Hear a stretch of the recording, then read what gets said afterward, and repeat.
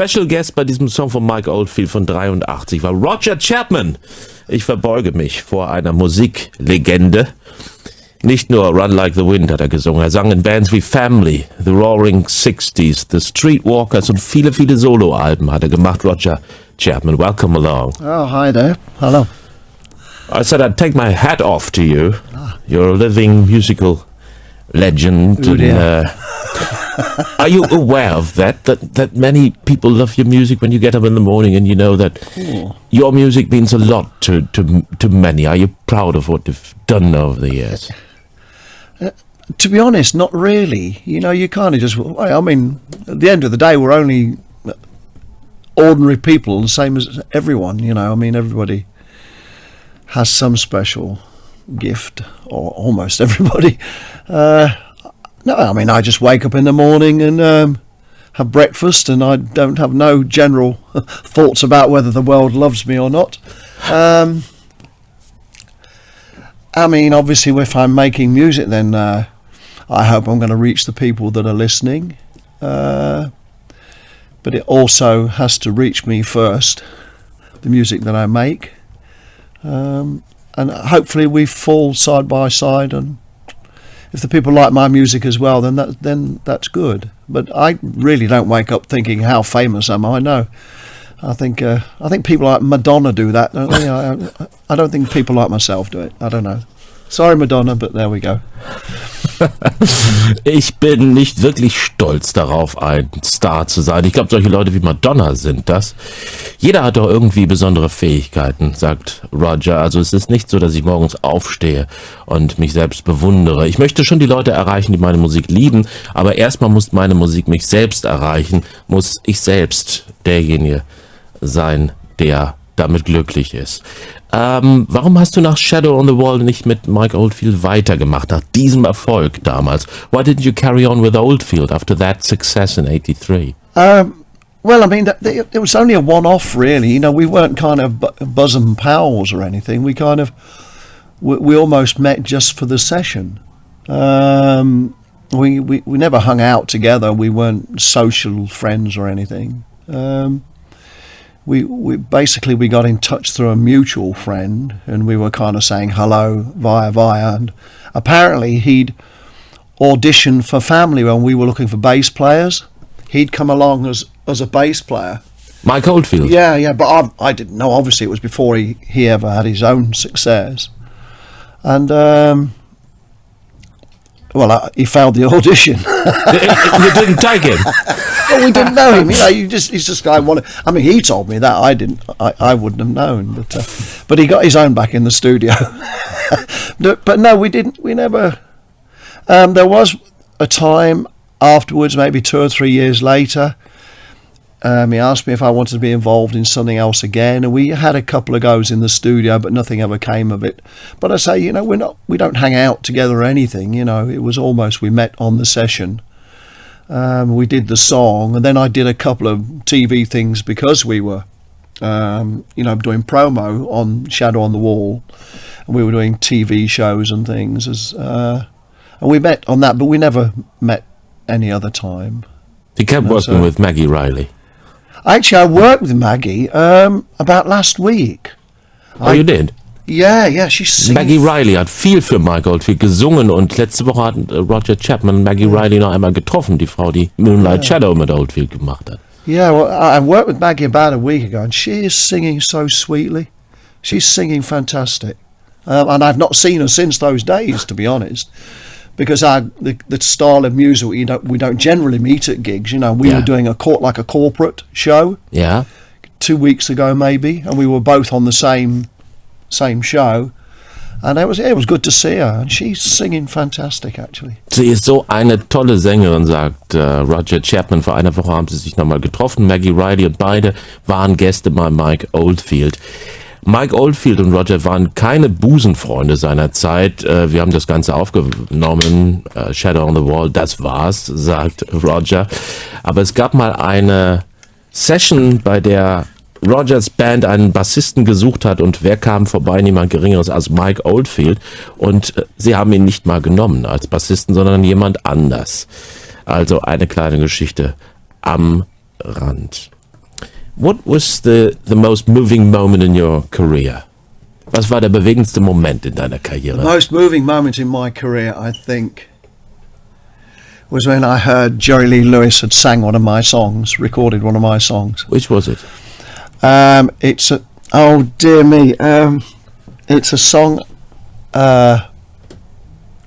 this is a question out of the blue. I did an album called The Riff Burglars in the 80s where we picked up on various old R&B songs and country songs that we liked, and I included this particular song, which I'm going to have to phone it through. Okay. Try and remember before we finish this session, excuse me. But anyway, that was really, I mean, somebody told me, because Jerry Lee Lewis is one of my first really, really big heroes, you know, with Presley and Little Richard and these kind of people. Einer meiner ganz großen Heroes, Helden, war immer Jerry Lee Lewis. Und der bewegendste Moment in meiner musikalischen Geschichte war der, in dem Jerry Lee Lewis einen Song von mir aufgenommen hat vom Album The Riff Burglars. Hat das Musikgeschäft jemals versucht, dich zu verbiegen? Did anyone in the music business ever try to manipulate you or your music? They never stop. They never stop. The business never stops trying to manipulate people. Die haben nie aufgehört, mich zu verbiegen. Did anyone especially force you to do something you never felt like doing?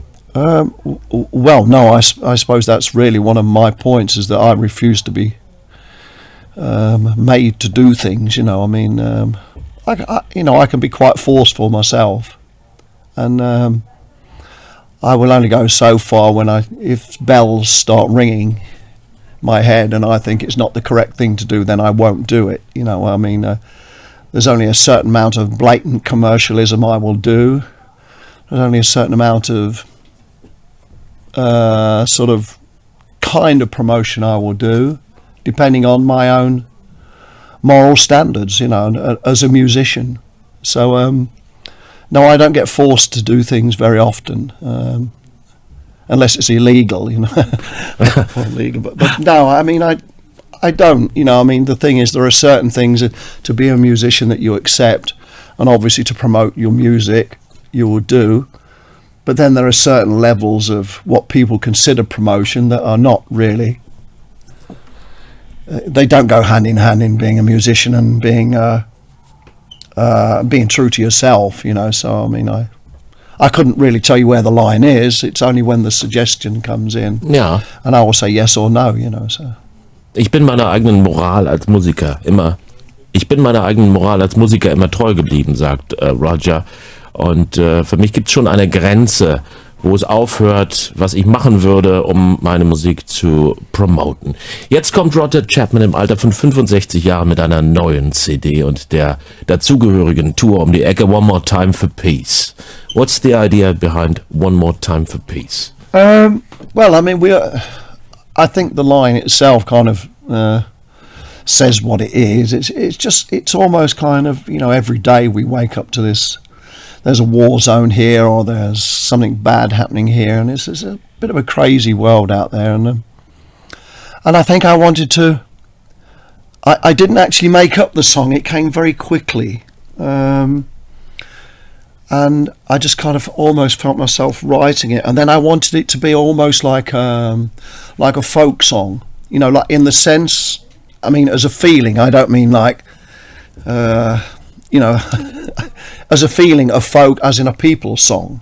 Yeah. You know, where people might just sit around a campfire and sing it. And kind of quite heartfelt, and thinking that almost like a John Lennon, the John Lennon peace song, you know.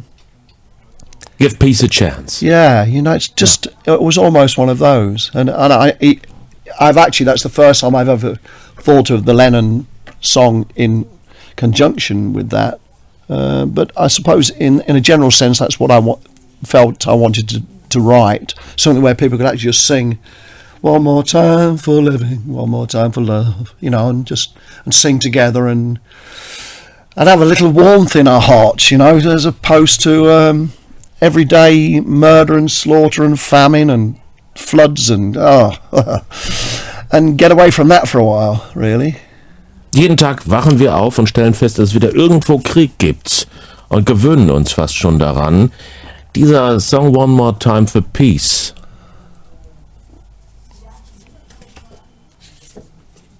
Noch einmal für den Frieden.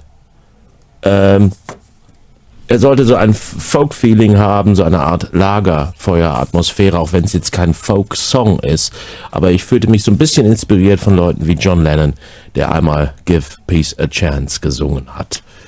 Which song should we play? Welche Nummer sollen wir spielen? Well, maybe we should play One More Time for Peace. Yeah, of course. Well, I'm leaving the music away. Oh, I see. Okay. So we already played that. Yeah. Okay. Well. Maybe. Was ist dein Lieblingslied auf dem Album? Which one is your favorite on the album besides the title track? Don't really have favorites. You know, they all have something. But if you like, I mean, just Oh Brother, Take Me Now. Why? Why? Because it's nice and kind of up there, and it's although it's basically it's a fun song in the sense of it's me being aware of my age, and maybe someday I just might die.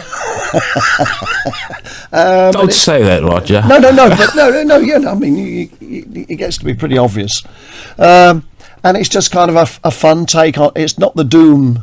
It's not the doom side of it all. It's me almost getting or seeing a picture of myself at somebody's gates. I'm not sure who. And saying, "Hey now, listen, you know, read the lyrics and maybe somebody will transcribe it into German." It's a fun song and it's up and it's kind of it's kind of quite rhythmic, bluesy, which is the kind of stuff we play live on stage anyway.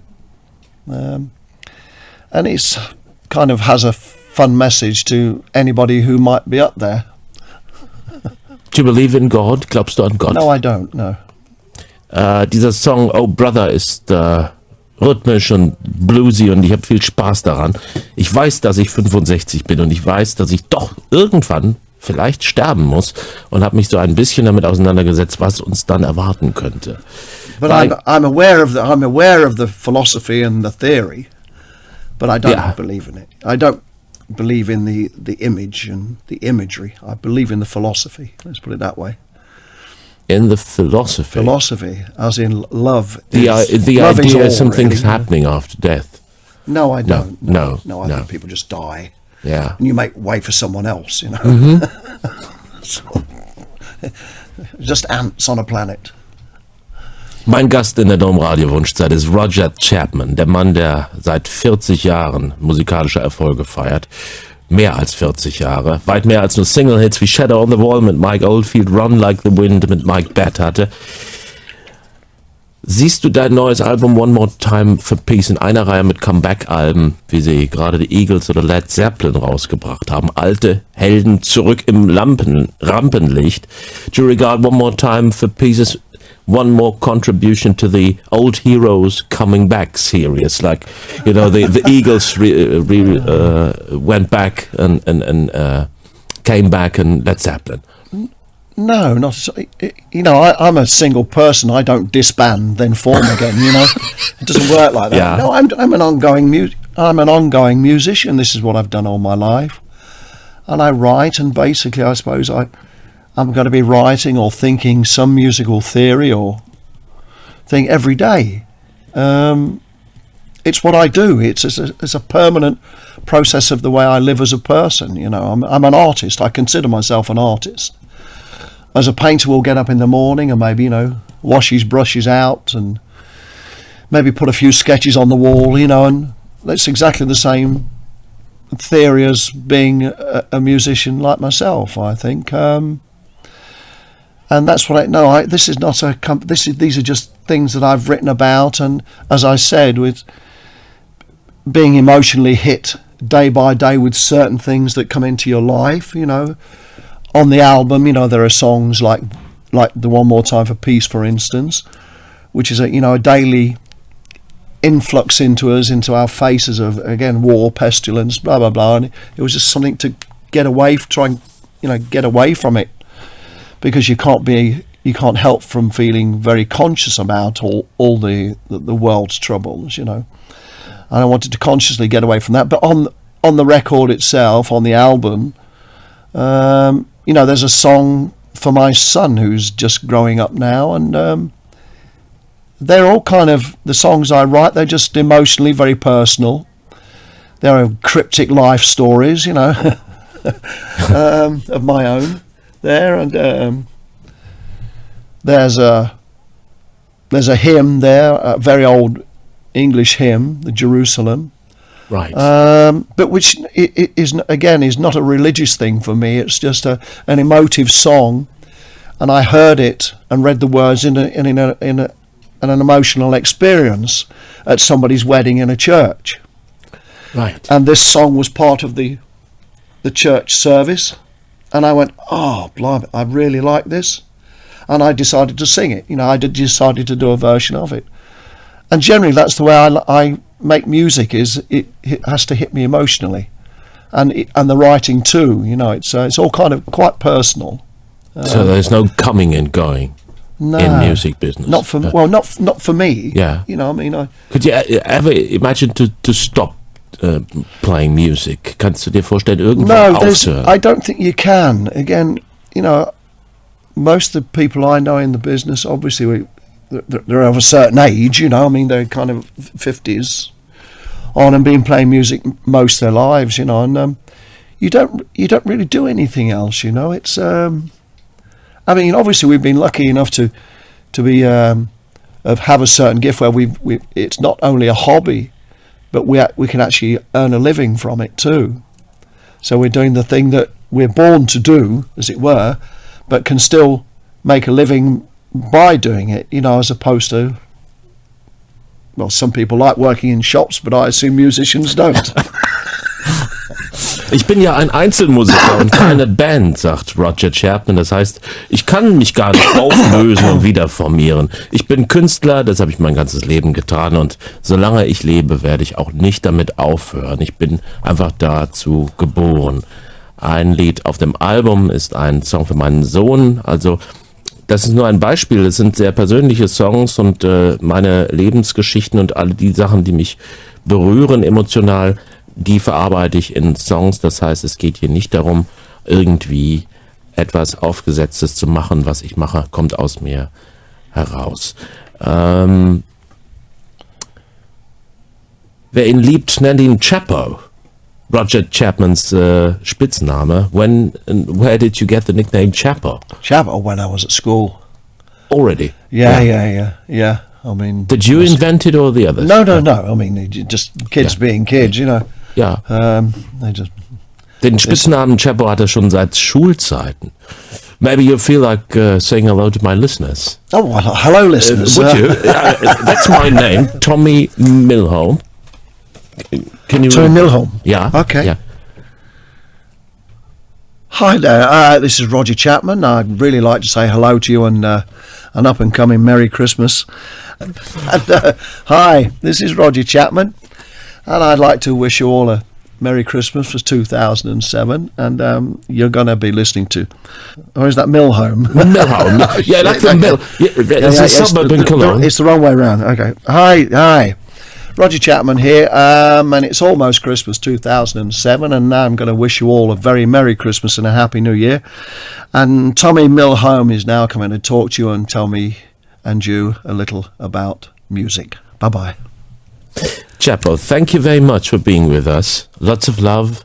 Roger Chapman mit neuem Album im Gepäck. One More Time for Peace. Und hier ist noch eine Musik von Chappo. Roger Chapman, danke. Thank you.